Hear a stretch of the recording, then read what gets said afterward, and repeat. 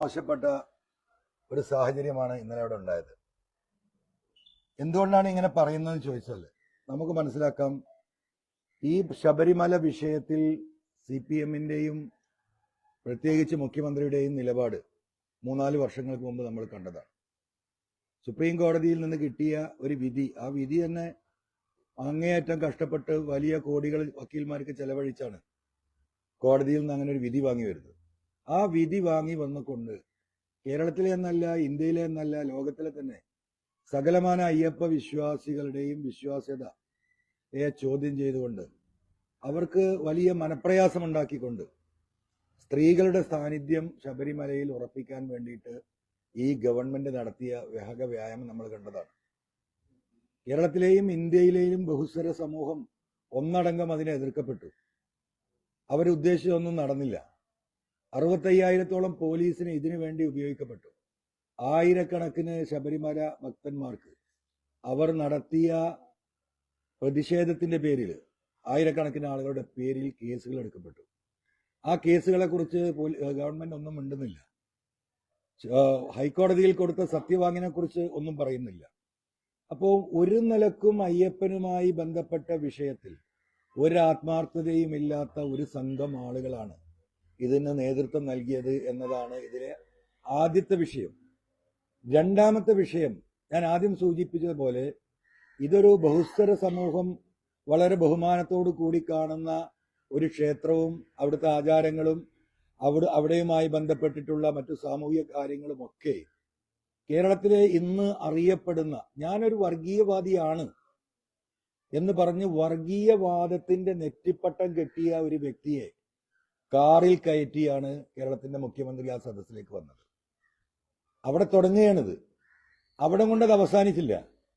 നമുക്കറിയാം, ഇന്ന് ഇന്ത്യ കണ്ട ഏറ്റവും വർഗീയവാദിയായ ഫാസിസ്റ്റായ ഒരു മുഖ്യമന്ത്രിയാണ് അജിത് യോഗി എന്ന കാര്യത്തിന് കേരളത്തിലെയും ഇന്ത്യയിലെയും ജനങ്ങൾക്കൊരു സംശയമില്ല.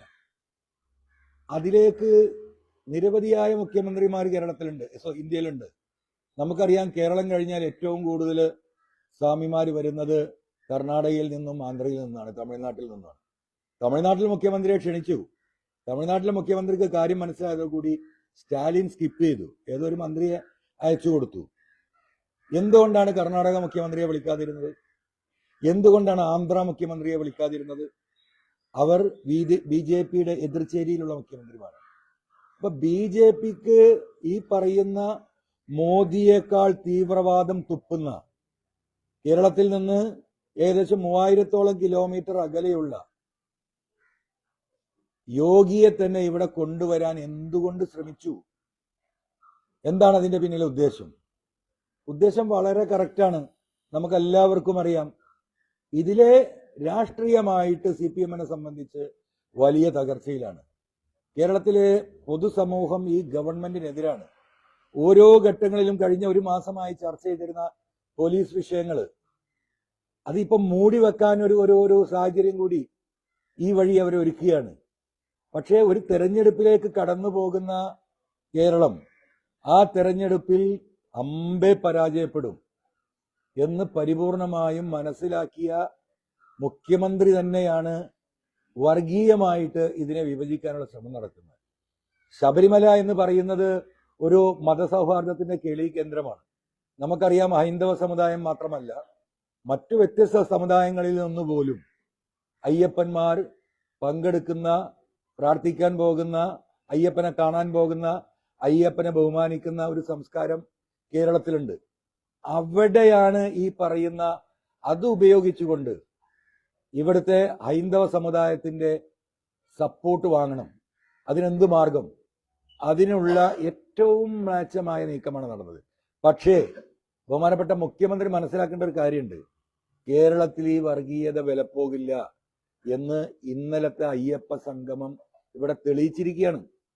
3500 കസാരയായിരുന്നു ഇട്ടിരുന്നത്, നമ്മളൊക്കെ കണ്ടതാണ്. ആ ഉദ്ഘാടന സമയത്ത് കുറച്ച് ആളുകളുണ്ട്. ആ ആളുകളെ തന്നെ ഇതുമായി ബന്ധപ്പെട്ട, ദേവസ്വവുമായി ബന്ധപ്പെട്ട ഉദ്യോഗസ്ഥന്മാര്, ആ ജില്ലയിലെ മുഴുവൻ സർക്കാർ ഉദ്യോഗസ്ഥന്മാര്, തൊട്ടടുത്ത ജില്ലയിലെ സർക്കാർ ഉദ്യോഗസ്ഥന്മാര്, SNDPയുടെ കേരളത്തിലെ ആകെയുള്ള നേതാക്കന്മാര്, ഇവരെയെല്ലാം തട്ടിക്കൂട്ടിയിട്ട് എന്തുകൊണ്ടാണ് ഇത്തരത്തിലുള്ള വലിയ ഒരു പരാജയത്തിലേക്ക് ഇത് പോയത് എന്ന് പരിശോധിക്കപ്പെടേണ്ടതാണ്. അതിന്റെ ആദ്യത്തെ തെളിവാണ് നിലമ്പൂർ തെരഞ്ഞെടുപ്പ്. നിലമ്പൂർ തെരഞ്ഞെടുപ്പ് പ്രഖ്യാപിക്കുന്നതിന് തൊട്ട് മുമ്പാണ് ഈ പറയുന്ന വെള്ളാപ്പള്ളി നടേശൻ നിലമ്പൂരിൽ വന്നിട്ട് മലപ്പുറം വേറൊരു രാജ്യമാണെന്നും ഇവിടെ ഹൈന്ദവ സമുദായത്തിന് ജീവിക്കാൻ കഴിയില്ലെന്നും ഇവിടെ ഓക്സിജൻ ഇല്ല എന്നൊക്കെ പറഞ്ഞ് നടത്തിയ വലിയ വർഗീയമായിട്ടുള്ള പ്രചരണം നമ്മൾ കണ്ടതാണ്. എന്താ റിസൾട്ട്? സാധാരണഗതിയിൽ പാർലമെന്റ് തെരഞ്ഞെടുപ്പിൽ 18,000 20,000 വോട്ട് BJPക്ക് നിലമ്പൂരിൽ കിട്ടാറുണ്ട്. നിയമസഭയിൽ 12,000 തൊട്ട് 14,000 വരെ കിട്ടാറുണ്ട്. ഇത് 6,000ത്തിലേക്ക് കൂപ്പുകുത്തി. അതാണ് കേരളം, അതാണ് നിലമ്പൂര്, അതാണ് മലബാർ. അത് തന്നെയാണ് ഒരു ഭരണകക്ഷി അവരുടെ എല്ലാ ശക്തികളും ഉപയോഗിച്ച് സുപ്രീം കോടതിയിൽ വരെ പോയി ഓർഡർ വാങ്ങി വന്ന് നടത്തിയ ഒരു പരിപാടി. ഉദ്ഘാടന സെഷൻ കഴിയുന്നതോടുകൂടി ആളുകൾ പൊഴിഞ്ഞുപോയി, ഭക്ഷണങ്ങൾ ബാക്കിയായി, ബ്രേക്ക്ഫാസ്റ്റ് ഭക്ഷണം ബാക്കി, ഉച്ചഭക്ഷണം ബാക്കി. നിങ്ങളൊക്കെ വാർത്ത കൊടുത്തവരാണല്ലോ. എന്തുകൊണ്ടാണ് ഒരു 3000 ആളെ പോലും തികക്കാൻ കഴിയാതിരുന്നത്? ഒരു മണിക്കൂർ കഴിയുമ്പം ആ സദസ്സിൽ 500 ആളിൽ താഴെയാണുള്ളത്. ഈ ഒരു അവസ്ഥ കമ്മ്യൂണിസ്റ്റ് പാർട്ടിക്ക് വരുന്നത് എന്തുകൊണ്ട് എന്ന് ഇനിയെങ്കിലും ആ പാർട്ടിയുടെ ലീഡർഷിപ്പ് തിരിച്ചറിയണം. സഖാക്കളിലെ വലിയൊരു വിഭാഗത്തിന് ഇത് മനസ്സിലായിട്ടുണ്ട്. ന്യൂനപക്ഷങ്ങളെ പൂർണ്ണമായും ഒഴിവാക്കി നിർത്തുകയാണ്. വെള്ളാപ്പള്ളി നടേശനെ അതിനായിട്ട് ബ്രാൻഡ് അംബാസഡറായിട്ട് മുഖ്യമന്ത്രി ഏൽപ്പിച്ചിരിക്കുകയാണ്. ഒരു ഘട്ടത്തിൽ മുസ്ലിം സമുദായത്തെക്കുറിച്ചാണ് വിദ്വേഷം പറഞ്ഞിരുന്നെങ്കിൽ അടുത്ത ഘട്ടത്തിൽ ക്രൈസ്തവ സമുദായത്തെയാണ് അദ്ദേഹം അറ്റാക്ക് ചെയ്തിരിക്കുന്നത്. അപ്പം എങ്ങോട്ടേക്കാണ് കേരളത്തെ ഈ വഴിക്ക് ഇവർ ഇത് കൊണ്ടുപോകുന്നത്? അപ്പം യോഗി ആദിത്യനാഥിനെ പങ്കെടുപ്പിക്കാൻ നിങ്ങളൊന്ന് ആലോചിച്ച് നോക്കൂ. ഇതിന്റെ മുമ്പ് ഇങ്ങനെ ഒരു കത്ത് CPM-ന് 1 കൊല്ലം മുമ്പാണ്, അല്ലെങ്കിൽ 2 വർഷം മുമ്പാണ് ഇങ്ങനെ യോഗിയിൽ നിന്ന് ഒരു ആശംസാ കത്ത് കിട്ടുന്നതെങ്കിൽ ഇങ്ങനെയുള്ള ഒരു പരിപാടിയിൽ അത് പൂഴ്ത്തി വെക്കാനാണ് CPM ശ്രമിക്കുക. ആ പാവഭാരം CPM ഏറ്റെടുക്കാറില്ല. പലപ്പോഴും നമ്മൾ കണ്ടിട്ടുള്ളതാണ്. പക്ഷെ ഇവിടെ എന്താ ചെയ്തത്? അത് കൊട്ടിഘോഷിക്കുകയാണ്, അവിടെ അത് വായിക്കുകയാണ്. എന്നാൽ BJP ഇതിനെതിരാണ് എന്നാണ് കണ്ടുകൊണ്ടിരിക്കുന്നത്. ഡൽഹിയിൽ അവർ വേറെ അയ്യപ്പ സംഗമം നടത്തുന്നു, ഇപ്പൊ പന്തളത്ത് വേറെ സംഗമം നടത്താൻ പോകുന്നു. അപ്പം എന്താണ് ഇതിന്റെ നാടകം? ആളുകൾക്കൊന്നും മനസ്സിലാവുന്നില്ല. ഒരു ഭാഗത്ത് അച്ഛൻ ഇപ്പുറം നിൽക്കുന്നു, മറുഭാഗത്ത് BDJS-ന്റെ ചെയർമാൻ മകൻ അപ്പുറത്തു നിന്ന് നടത്തുന്നു. അപ്പൊ ആകെക്കൂടെ വർഗീയ വിഷലിപ്തമാക്കുന്ന കേരളത്തിലെ ഈ എന്താ പറയാ മതേതര സമൂഹത്തെ ഛിന്ന ഭിന്നമാക്കുകയാണ്. രാഷ്ട്രീയമായിട്ട് ഒരു വോട്ടും അവർക്ക് ലഭ്യമാകില്ല എന്ന് മനസ്സിലാകുമ്പോൾ വർഗീയത കൊണ്ട് മാത്രമേ പിണറായിക്ക് വരാൻ കഴിയൂ. ഇന്നലെ നടന്ന ആ സംഗമം വളരെ കൃത്യമല്ലേ? എന്താ വെള്ളാപ്പള്ളി പറഞ്ഞത്? മൂന്നാമതും ഇവിടെ പിണറായി മുഖ്യമന്ത്രിയാവണം, മൂന്നാമതും പിണറായി കേരളത്തിലെ മുഖ്യമന്ത്രിയാവണം. അദ്ദേഹത്തെ പോലെ ഒരാളിനി മുഖ്യമന്ത്രിയാകാൻ വേറൊരാള് കേരളത്തിലില്ല എന്ന് വെള്ളാപ്പള്ളി ഈ അയ്യപ്പ സംഗമത്തിലാണ് അദ്ദേഹത്തിന്റെ അഭിപ്രായം രേഖപ്പെടുത്തുന്നത്. അപ്പൊ ഇത് രാഷ്ട്രീയല്ലേ? ഇന്നലെ വന്ന കണക്ക് 8 കോടി രൂപ ചെലവഴിച്ചതാ. ഈ പാവപ്പെട്ട അയ്യപ്പ ഭക്തന്മാര് ആ ശബരിമലയിലേക്ക് കൊടുക്കുന്ന ദക്ഷിണയുടെ പണമാണ് ഈ ഉപയോഗിച്ചതെന്ന് പറഞ്ഞത്. കേരളത്തിൽ മുഴുവൻ വെച്ച ഹോർഡിങ് നിങ്ങളൊക്കെ കണ്ടതാണ്. അയ്യപ്പന്റെ ഒരു ഫോട്ടോ കാണെങ്കിൽ മൈക്രോസ്കോപ്പ് വെച്ച് നോക്കണം. ഏത് അയ്യപ്പ സംഗമത്തിന്? അയ്യപ്പന്റെ ഫോട്ടോ പോലും ആ ഹോർഡിങ്ങിൽ കാണാൻ ആരാ ഉള്ളത്? ഈ മുഖ്യമന്ത്രി, പിന്നെ ഒരു മന്ത്രിയും. ഈ 8 കോടി രൂപയാണ് ചെലവഴിച്ചത്. അതൊക്കെ പോട്ടെ, ഇപ്പൊ ഏറ്റവും ഗൗരവമായ ചർച്ചമായി നടക്കുന്ന ചർച്ചകൾ എന്താണ്? സ്വർണം അടിച്ചു മാറ്റിയിരിക്കുകയാണ്. അയ്യപ്പന്റെ സ്വർണം തന്നെ അടിച്ചു മാറ്റിയിരിക്കുക. 41 കിലോ സ്വർണം അതിനെന്തോ ഒരു ഭംഗി കൂട്ടാൻ വേണ്ടിയിട്ട് ചെന്നൈയിലേക്ക് കൊടുത്തയച്ച് തിരിച്ചു വന്നപ്പോ 4 കിലോ സ്വർണ്ണമില്ല.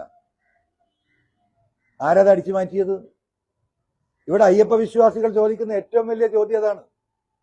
ആര് 4 കിലോ സ്വർണ്ണം അടിച്ചു മാറ്റി? എന്റെ സംശയം എന്താ അറിയോ? ആ കാലഘട്ടത്തിലുള്ളത് ഈ പറയുന്ന അമ്പലത്തിന്റെയും പരിസരത്തിന്റെയും സംരക്ഷണ ചുമതല ഈ ADGP അജിത് കുമാറിനാണ്. ഇത് കൊണ്ടുപോയ സമയത്ത് അജിത് കുമാറുമായി ബന്ധപ്പെട്ട വിഷയം നമ്മൾ കണ്ടതാണ്. കരിപ്പൂരിലെ സ്വർണം കഴിഞ്ഞപ്പോ പിന്നെ അടിച്ചു മാറ്റാനുള്ള സ്വർണം ഗുരുവായൂരപ്പന്റെതാണ്, അയ്യപ്പന്റേതാണ്. ആ ശബരിമല അയ്യപ്പന്റെ 4 കിലോയിലധികം സ്വർണം അടിച്ചു മാറ്റിയതിനെ കുറിച്ച് ഒരു വാക്ക് ആ കളവ് നടത്തിയവരെ കണ്ടെടുത്ത് ശിക്ഷിക്കുമെന്ന് പറയാൻ ബാധിതപ്പെട്ട മുഖ്യമന്ത്രി രാവിലെ തൊട്ട് വൈകുന്നേരം വരെ ഈ അയ്യപ്പ സംഗമം നടക്കുമോ? ഒരു വരി പോലും ഈ സ്വർണ്ണക്കൊള്ളയെ കുറിച്ച് പറയുന്നില്ല. അപ്പൊ ഇതാണ് ആകെ തുക പറയാനുള്ളത്. ഇത് കേരളത്തിലെ അയ്യപ്പ ഭക്തരും ഹൈന്ദവ സമുദായവും ഇവിടുത്തെ മുഴുവൻ മാനവരാശിയും ഈ നാടകം, ഈ പൊറാട്ട് നാടകം തിരിച്ചറിയണം. ഇതിൽ കേരളം കീഴ്പ്പെട്ടു കൊടുക്കരുത്. കേരളത്തിലെ മുഴുവൻ ജനങ്ങളും ഇത്തരത്തിൽ നടക്കുന്ന വർഗീയ വിഭജനത്തിനെതിരെ അതിന്റെ മുന്നിൽ നിന്ന് പോരാടണം. അതില് കേരളത്തിലെ മുഴുവൻ ജനങ്ങളും ഒരുമിച്ച് ഈ കാപട്യത്തിനെതിരെ നിലനിൽക്കണം, പോരാടണമെന്നാണ് എനിക്ക് സൂചിപ്പിക്കാനുള്ളത്.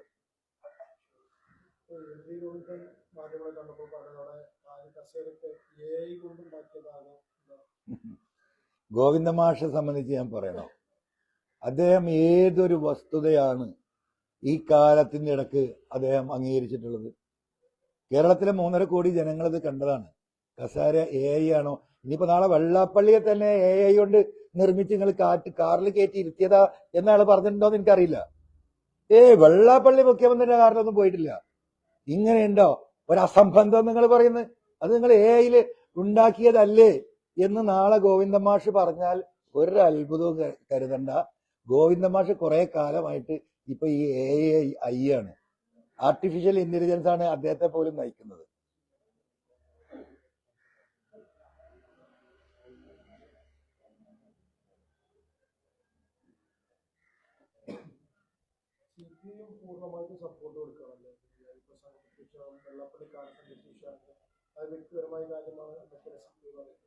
CPI എന്ന് പറയുന്ന പാർട്ടിക്ക് എന്ത് നിലപാടാണ്?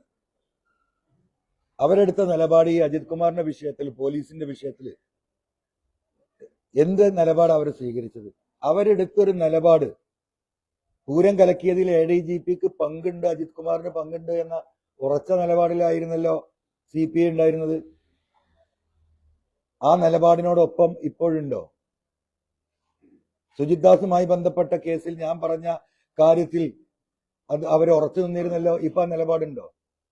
ഏതിലാണ് ഒരു നിലപാട് സ്വീകരിച്ചുകൊണ്ട് ഈ പറയുന്ന ഇടതുപക്ഷത്തിൽ അല്ലെങ്കിൽ CPM-ൽ വരുന്ന തെറ്റുകൾ തിരുത്താനുള്ള ശക്തമായ നിലപാട് സ്വീകരിച്ചിട്ടുള്ളത്?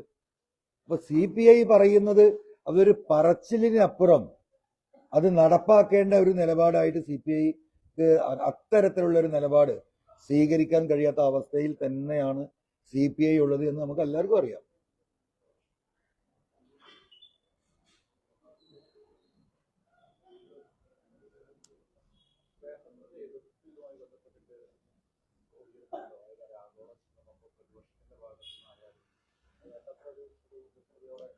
അല്ല, പ്രതിപക്ഷത്തിന്റെ എതിർപ്പുകളും അതിന്റെ വ്യക്തതയൊക്കെ വളരെ കൃത്യമായി വന്നിട്ടുള്ളതാണ്. പ്രതിപക്ഷത്തിൽ അപ്പുറം എന്താ പറയാ? അവിടെ പോയി സമരം ചെയ്യാൻ പറ്റുമോ? പ്രതിപക്ഷത്തിന് പറഞ്ഞ ആളുകളെ ബോധ്യപ്പെടുത്താൻ ഈ അയ്യപ്പ സംഗമത്തിന്റെ പിന്നാമ്പുറത്തുള്ള ദുരുദ്ദേശങ്ങൾ വളരെ കൃത്യമായിട്ട് പ്രതിപക്ഷ നേതാവ് പല ഘട്ടങ്ങളിലായി ഇന്നലെ ഒക്കെ പറഞ്ഞതാണ്. ഇതൊരു ഗവൺമെന്റ് ഒരു കോടതിയിൽ പോയി ഒരു ഉത്തരവ് വാങ്ങി അവരുടെ തന്നെ ഈ പറയുന്ന ദേവസ്വത്തിന്റെ തന്നെ പണം ചെലവഴിച്ച് കോടികൾ മുടക്കി നടത്തുന്ന ഇതൊരു നാടകമാണ് എന്ന് പറയുന്നതിലപ്പുറം സുപ്രീം കോടതിയിൽ പോയി ഒരു ഓർഡർ വാങ്ങി വന്നിട്ട് അവിടെ പോയിട്ട് പ്രതിപക്ഷത്തിന് സമരം ചെയ്യാനൊന്നും കഴിയില്ല. പക്ഷെ ഇത് ജനങ്ങളിലേക്ക് ഇനിയും എത്തിക്കേണ്ടതുണ്ട്. ഈ ഒരു രാഷ്ട്രീയത്തിൽ നിന്ന് മാറി ഉത്തരേന്ത്യയിലൊക്കെ നടക്കുന്ന തെരഞ്ഞെടുപ്പ് പ്രചരണം അത് പരിപൂർണമായിട്ടും വർഗീയമാണ്, നമുക്കറിയാം. ആ വർഗീയതയിലേക്ക് കേരളത്തിലെ രാഷ്ട്രീയത്തെയും കൊണ്ടുപോകുന്ന ഈ ഘട്ടത്തിൽ പ്രതിപക്ഷത്തെ ശിഥിലീകരിക്കാൻ വേണ്ടിയിട്ടുള്ള വലിയ ശ്രമങ്ങൾ CPM-ന്റെയും LDF-ന്റെയും ഭാഗത്തും നമ്മൾ കണ്ടുകൊണ്ടിരിക്കുകയാണ്. ആ ശിഥിലീകരണ പ്രവർത്തനത്തിന് അറിഞ്ഞോ അറിയാതെയോ UDF-ന്റെ നേതാക്കന്മാരും പ്രവർത്തകരും തലവെച്ചു കൊടുക്കുന്നത് ഈ പറയുന്ന CPM-ന്റെ ഉദ്ദേശത്തെ ഒന്നും കൂടി ബലപ്പെടുത്താനും അവരുടെ കാര്യങ്ങൾ അവർക്കൊന്നും കൂടി സ്മൂത്താക്കാനും സാധിക്കുന്ന രാഷ്ട്രീയ സാഹചര്യം കേരളത്തിലുണ്ട്. അത് പ്രവർത്തകരും UDF നേതാക്കന്മാരും തിരിച്ചറിഞ്ഞ് ഒറ്റക്കെട്ടായി നിന്നാൽ കേരളത്തിലെ ജനം ഈ ഘട്ടത്തിൽ ഈ ഗവൺമെന്റിനെതിരാ, ഒരു സംശയവും കരുതണ്ട. പക്ഷെ ആ വോട്ടുകളെ ശിഥിലീകരിപ്പിക്കാൻ വേണ്ടിയിട്ട് CPM-ഉം മുഖ്യമന്ത്രിയുടെ ഓഫീസും നടത്തുന്ന സകല പ്രവർത്തനങ്ങളിലേക്കും അറിയാതെ തല കുടുങ്ങുന്ന അവസ്ഥയുണ്ട്. അത് പ്രതിപക്ഷ പ്രവർത്തകരും നേതാക്കളും തിരിച്ചറിയണം എന്നാണ് എനിക്ക് എൻ്റെ ഒരു ചെറിയ കാഴ്ചപ്പാട്.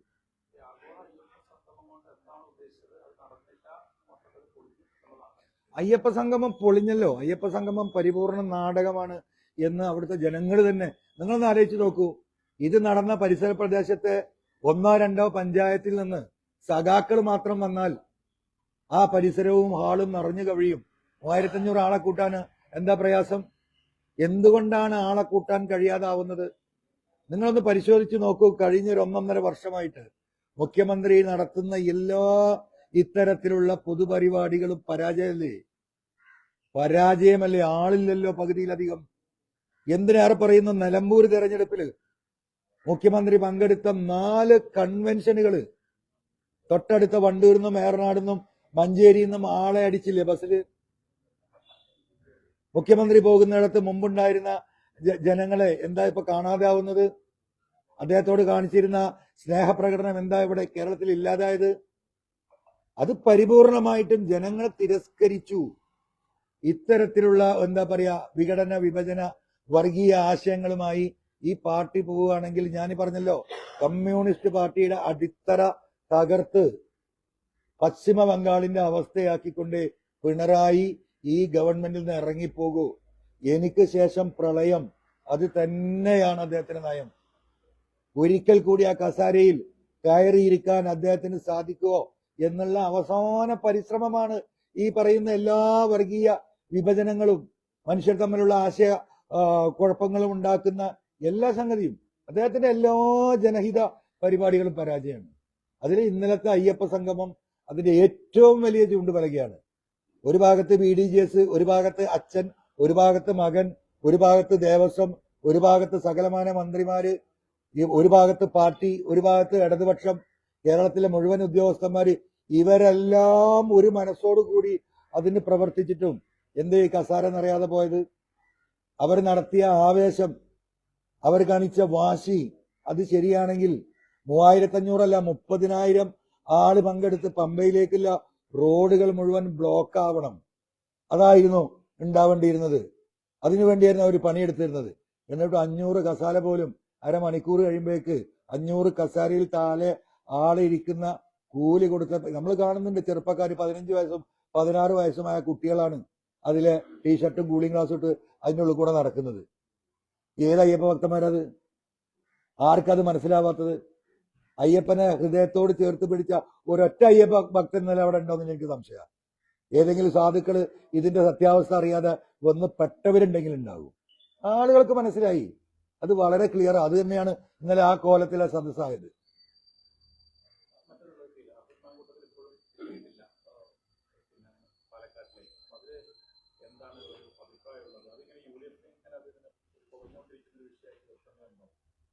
അല്ല, രാഹുൽ മാങ്കൂട്ടത്തിന്റെ വിഷയം അത് ആ പറയുന്ന എന്താ പറയാ ഉത്തരവാദിത്തപ്പെട്ട UDF-ഉം കോൺഗ്രസ് പാർട്ടിയും എടുക്കേണ്ട നിലപാടുകളാണ്.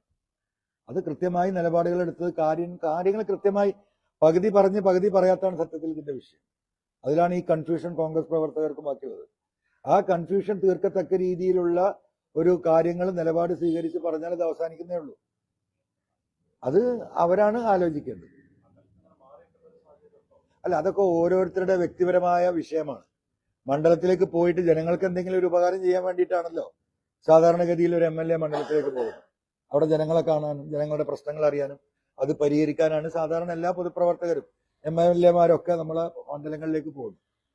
അത്തരത്തിലൊരു സാഹചര്യം അവിടെ ഇല്ല എന്ന് മാത്രമല്ല, ഈ ഒരു സതുദ്ദേശത്തോടു കൂടി പോകുന്ന ഒരു പൊതുപ്രവർത്തകൻ അല്ലെങ്കിൽ MLA നാളെ അവിടെ കുരുക്കിലാക്കാൻ വേണ്ടിയിട്ട് ഒരു വിഭാഗം ശക്തമായി നിൽക്കുകയാണ്.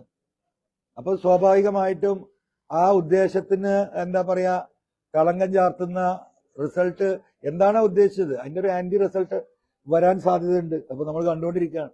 അപ്പൊ ഇതെല്ലാം ആലോചിച്ചുകൊണ്ട് വേണം ഒരു തീരുമാനം എടുക്കുന്നത്. അവിടുത്തെ പ്രാക്ടിക്കൽ സാഹചര്യങ്ങൾ കൂടി കണക്കാക്കിയിട്ട് വേണം വരണോ വരണ്ടെന്ന് അദ്ദേഹം തീരുമാനിക്കാൻ. അതാണ് വലിയ സന്തോഷമുള്ള കാര്യം. അത് ഞാൻ പറയാൻ വിട്ടുപോയി, ആദ്യം പറയാൻ ഉദ്ദേശിച്ചാണ്. നമുക്കറിയാം, നമ്മൾ തൃണമൂൽ കോൺഗ്രസിൽ ജോയിൻ ചെയ്തതിന് ശേഷം നിരവധിയായിട്ടുള്ള പല വാർത്തകളും ബാക്കിയുള്ളതും പല ജാതി നേതാക്കന്മാരും ഞങ്ങളാണ് ഞങ്ങൾ തറവാട്ടുകാരെന്നൊക്കെ പറഞ്ഞ് പലരും നടന്നിരുന്നു. അങ്ങനെ ഒരു സംശയവും പൊതുസമൂഹത്തിന് മുമ്പിൽ നിലനിർത്താൻ സാധിച്ചിരുന്നു. ഇലക്ഷൻ കമ്മീഷനിലെ നിരവധിയായ പരാതികൾ പോയിരുന്നു. ഇതിനെല്ലാം മറികടന്നുകൊണ്ട് ദേശീയ നേതൃത്വം തന്നെ നേരിട്ട് വന്ന് ഇലക്ഷൻ കമ്മീഷനിലെ രജിസ്ട്രേഷൻ പൂർത്തിയാക്കുകയും പാർട്ടിയുടെ കേരളത്തിലെ 6ാമത്തെ സ്റ്റേറ്റ് പാർട്ടിയായി കേരളത്തിൽ രജിസ്ട്രേഷൻ ലഭിക്കുകയും പാർട്ടിയുടെ ഔദ്യോഗിക ചിഹ്നമായ പുല്ലും പൂവും ചിഹ്നമായി അനുവദിക്കുകയും ചെയ്തിട്ടുണ്ട്. സ്വാഭാവികമായിട്ടും വരുന്ന ത്രിതല പഞ്ചായത്തിൽ ഓൾ ഇന്ത്യ തൃണമൂൽ കോൺഗ്രസിന്റെ സ്ഥാനാർത്ഥികൾക്ക് സ്വന്തം ചിഹ്നത്തിൽ മത്സരിക്കാവുന്ന ഒരു പൊളിറ്റിക്കൽ സാഹചര്യം ഉണ്ടായിട്ടുണ്ട്. അല്ല, ഞാൻ പറഞ്ഞല്ലോ, ഈ ഗവൺമെന്റിനെ താഴെ ഇറക്കാൻ ഇവിടുത്തെ എന്താ പറയുക, സാമൂഹിക ബോധമുള്ള ഏത് രാഷ്ട്രീയ സാമൂഹിക പാർട്ടികളുമായിട്ടും മുന്നണിയായിട്ടും ഞങ്ങൾ സഹകരിച്ച് മുന്നോട്ട് പോകും. ഞാൻ എന്തിനു വേണ്ടിയിട്ടാണോ ഈ സഭയിൽ നിന്ന് ഇറങ്ങി വന്നത്, ഈ പോലീസുമായി ബന്ധപ്പെട്ട ഈ വർഗീയവൽക്കരണവുമായി ബന്ധപ്പെട്ട ഉദ്യോഗസ്ഥ തലത്തിൽ നടക്കുന്ന അഴിമതി, അത് ഓരോ ദിവസവും വ്യക്തമായി മുന്നോട്ട് വരികയാണ്. കേരളത്തിലെ ഞാൻ ഈ പറയുന്ന കമ്മ്യൂണിസ്റ്റ് പാർട്ടി വഴിതിരിഞ്ഞ് നടക്കുന്നു എന്ന് ഞാൻ പറഞ്ഞതിന്റെ ഏറ്റവും അവസാനത്തെ ചിത്രമാണ് ഇന്നലെ നമ്മൾ കണ്ടത്. യോഗി ആദിത്യനാഥിനെ പോലെയുള്ള ഒരു മുഖ്യമന്ത്രിയെ ഈ പരിപാടിയിലേക്ക് ക്ഷണിച്ചു വരുത്താനും അദ്ദേഹത്തിന് എത്താൻ കഴിയാത്തതിന് അദ്ദേഹത്തിന്റെ സന്ദേശം ആവേശത്തോടു കൂടിയും അഭിമാനത്തോടും കൂടിയും വായിക്കുന്ന അവസ്ഥയിലേക്ക് CPM എന്ന് പറയുന്ന ഒരു പാർട്ടി പച്ചയായി മാറി. ഇത് ഇങ്ങനെ മാറും എന്നായിരുന്നു ഞാൻ 9 മാസം മുമ്പ് പറഞ്ഞത്.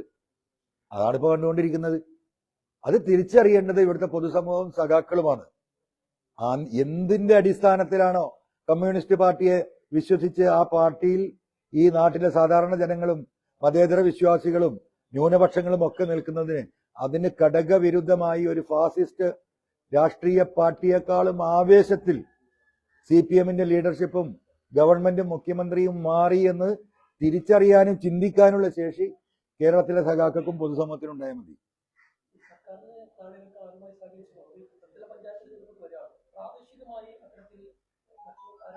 പ്രാദേശികമായിട്ടുള്ള വലിയ ചർച്ചകൾ പ്രാദേശിക ലീഡർഷിപ്പുമായിട്ട് എല്ലാ സ്ഥലത്തും നടക്കുന്നുണ്ട്.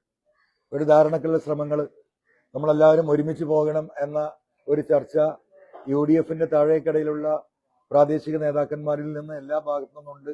അത് നമ്മുടെ പ്രവർത്തകരും അവിടുത്തെ ലീഡേഴ്സും അവർ കമ്മ്യൂണിക്കേറ്റ് ചെയ്യുന്നുണ്ട്.